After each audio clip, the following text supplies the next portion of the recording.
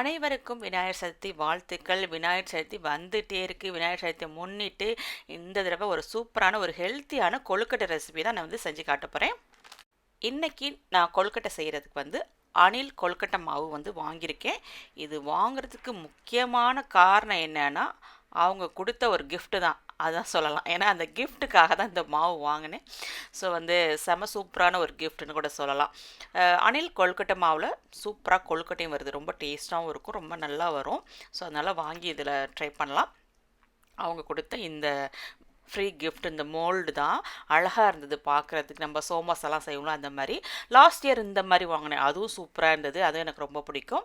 So இன்றைக்கி பார்த்தீங்கன்னா flax seeds வச்சு தான் நான் கொழுக்கட்டை செய்ய. இந்த ஆலிவ் விதையை நம்ம எப்படி ஆரோக்கியமாக எடுத்துக்கிறதுன்னு பார்த்தீங்கன்னா, நம்ம பொடி இட்லி பொடியில் நம்ம சேர்த்துக்கலாம். இட்லி பொடியை சேர்த்து அரைச்சேன், அதுவும் சூப்பராக இருக்குது. அதனால இன்றைக்கி எள்ளு மாதிரியே நம்ம எள்ளு கொழுக்கட்டை செய்வோம்ல, அது மாதிரியே நம்ம யூஸ் பண்ணி கொழுக்கட்டை செய்யலான்னு சொல்லி ட்ரை பண்ணியிருக்கிறேன். லாஸ்ட் இயர் செஞ்ச எள்ளு கொழுக்கட்டை மாதிரியே தான் இதுவும். அப்படியே தான் நம்ம எள்ளு கொழுக்கட்டை எப்படி செய்கிறோமோ அதே மாதிரி தான். இதுக்கு தேங்காய் அப்புறம் கொஞ்சமாக முந்திரி பருப்பை நெய்யில் வறுத்து சேர்க்கணும். அதை பொடி பொடியாக கட் பண்ணி வச்சுருக்கேன். வெல்லம் அல்லது கருப்பட்டி சேர்த்துக்க. நான் கருப்பட்டி தான் எடுத்துருக்கிறேன். அப்புறம் வாசனைக்கு ஏலக்காய் பொடியும் சுக்கு பொடியும் எடுத்துருக்கிறேன். ஸோ அவ்வளோதான், மெயின் இன்க்ரீடியன்ட்ஸ் இவ்வளோ தான். ஸோ வேறு ஏதாவது நீங்கள் நட்ஸ் போடுறனா கூட நீங்கள் போட்டுக்கலாம். இப்போ கருப்பட்டி பாகு ரெடி பண்ணிகிட்ருக்கேன். ஒரு பக்கம் அப்படியே தண்ணி ஊற்றி அதில் ரெடி ஆகிட்டுருக்குது. ஸோ இப்போ நம்ம ஆலிவ் விதைகளை வறுத்து எடுத்துக்கலாம். இது எள்ளு மாதிரியே தான். எள்ளு எப்படி வறுக்கும் போது பட்டு பட்டு பட்டு அப்படின்னு வெடிக்கும் பார்த்தீங்களா, அதே மாதிரி தான் இது வெடிக்கும். எல்லாம் நல்லா வெடித்ததுக்கப்புறம் நம்ம ஆஃப் பண்ணிடலாம். நல்லா வறுப்பட்டதுக்கப்புறமா ஒரு ட்ரேயில் கொட்டி நல்லா ஆற வச்சிடலாம். இந்த ஆலிவ் விதைகளில் பார்த்தீங்கன்னா நிறைய ஹெல்த் பெனிஃபிட் சொல்கிறாங்க. ஹேர் க்ரோத்துக்கு நல்லதுங்கிறாங்க, வெயிட் லாஸ்க்கு நல்லதுங்கிறாங்க. ஸோ இதை எப்படி எடுத்துக்கிறது, நம்ம எப்படி சாப்பிட்றதுங்கிறது தான் ஒரு மிகப்பெரிய கேள்விக்குறியாக இருக்குது. ஸோ இது வறுத்து சாப்பிட்றத விட எனக்கு தெரிஞ்சு இதை தண்ணியில் ஊற வச்சு சாப்பிடுங்க, ரொம்ப நல்லது உடம்புக்கு. ஸோ இப்போ நெய்யில் கொஞ்சமாக முந்திரி பருப்பு வறுத்துருக்கேன். இப்போ ஆலிவ் விதைகள் எல்லாம் ஆறிடுச்சு. இப்போ அது நல்லா கொரகொரப்பாக மிக்சியில் அரைச்சி எடுத்திருக்கேன். இப்போ இதில் 2 குழிக்கரண்டி கருப்பட்டி பாகு நான் சேர்த்துருக்கேன். ஸோ சேர்த்துட்டு அதுக்கப்புறம் பத்தலை அப்படின்னா நம்ம எக்ஸ்ட்ரா நம்ம சேர்த்துக்கலாம். இப்போ சுக்கு பொடியும் கொஞ்சம் ஏலக்காய் பொடியும் சேர்த்துக்கிறேன். அது கூடவே நம்ம எடுத்து வச்சுருந்தா தேங்காய் துருவலையும் இதில் சேர்த்துக்கலாம்.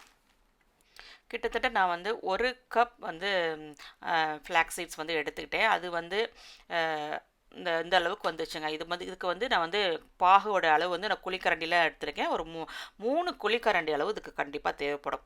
கரெக்டாக இருந்தது. 3 குழிக்கரண்டி அளவு நம்ம பாகு இதில் ஊற்றியிருக்கிறேன். நீங்கள் வெல்லமாக எடுத்தீங்கன்னா நீங்கள் எடுக்கிற கப்பில் எந்த கப்பில் எடுத்தீங்களோ அதில் 3/4 அளவு வெல்லம் சேர்த்துக்குங்க, கரெக்டாக இருக்கும். இப்போ ரெடி ஆகிடுச்சு. போதும், 3 கரண்டி நம்ம கிட்டத்தட்ட ஊற்றிருக்கிறேன். ஸோ இதில் கொஞ்சமாக உப்பு சேர்த்துக்கலாம். இப்போ ரெடி ஆயிடுச்சு, பூரணம் ரெடி ஆயிடுச்சு. இப்போ அணில் மாவு எடுத்து நம்ம சுடுதண்ணியில் போட்டு மிக்ஸ் பண்ணிக்கலாம். அணில் கொழுக்கட்டை மாவு கொழுக்கட்டை ரொம்ப சூப்பராக இருக்குங்க, செம்ம சூப்பராக இருக்குது. நம்ம 1 கப் மாவு நான் எடுத்திருக்கேன். 1 கப் மாவுக்கு நல்லா கொதிக்க வச்ச தண்ணி 1 கப் எடுத்து சேர்த்துக்கலாம். அதில் கொஞ்சம் தேவையான அளவு உப்பும் சேர்த்துக்கலாம். நல்லா சூடான தண்ணிங்க, நல்லா கொதிக்கணும். நல்லா கொதி வந்த தண்ணியை நல்லா தலபுல நல்லா கொதிக்கணும். நல்லா கொதிக்கிற தண்ணியை இந்த மாதிரி ஒரு கப்புக்கு 1 கப் சுடு தண்ணி நல்லா சேர்த்துட்டு நல்லா மிக்ஸ் பண்ணிக்கலாம். ஏன்னா உடனே கை வச்சு நம்ம பிணைய முடியாது, தண்ணி நல்லா கொதிக்கும். அதனால் இந்த மாதிரி ஒரு ஸ்பூன் வச்சு நல்லா மிக்ஸ் பண்ணிவிட்டு கொஞ்சம் நேரம் அப்படியே விட்டுடலாம். கொஞ்சம் நேரம் மாவு நல்லா இந்த சூடு ஆறட்டும். அதுக்கப்புறமா கை பொறுக்கிற சூடு வந்ததுக்கப்புறமா நம்ம கை வச்சு இறுக்கி பிணைஞ்சு எடுத்துக்கலாம். இது நல்லா மாவு நல்லா ஸ்மூத்தாக வரணும்னா நீங்கள் நெய் கொஞ்சம் சேர்த்து 1 ஸ்பூன் நெய் சேர்த்து நீங்கள் பிணைஞ்சிங்கன்னா மாவு நல்லா சாஃப்டாக வரும். இந்த ஃப்ளாக்ஸீட் கொழுக்கட்டை பிள்ளையாருக்கு செஞ்சு கொடுக்கலாமா என்னங்கிறது எனக்கு தெரியலை. ஏன்னா பிள்ளையாருக்கு இந்த ஃப்ளாக்ஸீட் கொழுக்கட்டை பிடிக்குமா என்னங்கிறது எனக்கு தெரியலைங்க. ஆனால் ஃப்ளாக்ஸீட்டில் எக்கச்சக்கமான ஹெல்த் பெனிஃபிட்ஸ் இருக்குது. இது கொலஸ்ட்ரால் குறைக்குது, வெயிட் லாஸ்க்கு நல்லதுங்கிறாங்க. கண்டிப்பாக நான் இந்த கொழுக்கட்டை கண்டிப்பாக பிள்ளையாருக்கு பிடிக்கும்னு நினைக்கிறேன். ஸோ அதனால் என்னோடய கொழுக்கட்டையை கண்டிப்பாக பிள்ளையார் ஏற்றுக்குவார். ஸோ கொழுக்கட்டைக்கு மாவு ரெடி ஆயிடுச்சு. இப்போ கொழுக்கட்டை மாவை மூடி வச்சலாம், எனக்கு காஞ்சி போயிடும். இப்போ மோல்டில் நெய் தடவிக்கலாம். நெய் தடவிட்டு நான் சோமாஸெல்லாம் செய்வேன் பார்த்தீங்களா, அதே மாதிரி ஒரு பிளாஸ்டிக் பேப்பர் எடுத்து அதில் நெய் தடவி அப்படி அழகாக மாவு எடுத்து தட்டி ஸோ உள்ளே பூர்ணை வச்சு மடிச்சுட்டு அதுக்கப்புறமா மோல்டில் வச்சு நம்ம உள்ளே வச்சு இது பண்ணால் ப்ரெஸ் பண்ணால் அதோட மோல்டோட அந்த டிசைன் மாவில் நல்லா அப்படியே ஒட்டிட்டு வரும் அப்படின்னு நினச்சேன். ஆனால் வந்து கொஞ்சம் சொதப்பிருச்சு. ஆனால் வரல.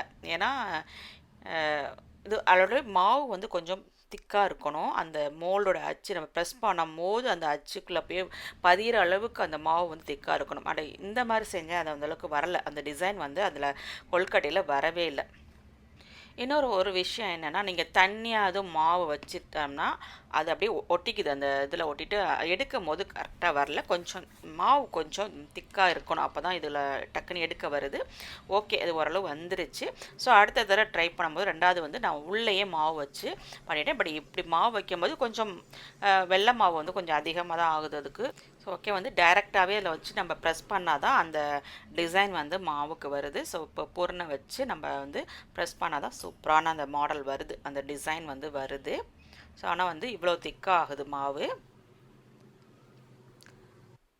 ஏன்னா அச்சு பார்க்கும் போதே பார்த்துட்டா ரொம்ப சின்னதாக தான் இருக்குது, உள்ளே இந்த அளவுக்கு தான் வருது. ஓகே, குட்டி குட்டியாக நம்ம சோமசா மாதிரியே வந்துருச்சு, சூப்பராக வந்துருச்சு இந்த தடவை. எடுக்கிறதா கொஞ்சம் இதாக இருந்தது.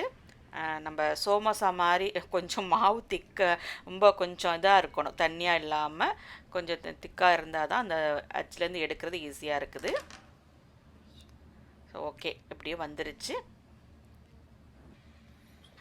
ஸோ இது மாதிரி எல்லா மாவுலையுமே நம்ம வந்து கொழுக்கட்டை வந்து ரெடி பண்ணிவிட்டு நீங்கள் வந்து அந்த பூரணத்தை அப்படியே உருண்டையாக உருட்டி கூட குழந்தைங்களுக்குலாம் கொடுக்கலாங்க. அப்படியே சாப்பிட்றதுக்கு ரொம்ப சூப்பராக இருந்துச்சு. அவ்வளோதாங்க, கொழுக்கட்டை செம சூப்பராக ரொம்ப ஆரோக்கியமான ஒரு கொழுக்கட்டை வந்து இந்த வருஷம் வந்து ரெடி பண்ணியாச்சு. இந்த ஃப்ளாக்ஸீட்ஸ் கொழுக்கட்டை ரெசிபி உங்கள் எல்லாருக்கும் பிடிச்சிருக்குன்னு நினைக்கிறேன். இது போன்ற ரெசிபிஸ்லாம் வேணும்னு நினச்சிங்கன்னா மறக்காமல் கூரை வீட்டு சமையலை சப்ஸ்கிரைப் பண்ணி சப்போர்ட் பண்ணுங்கள். தேங்க்யூ.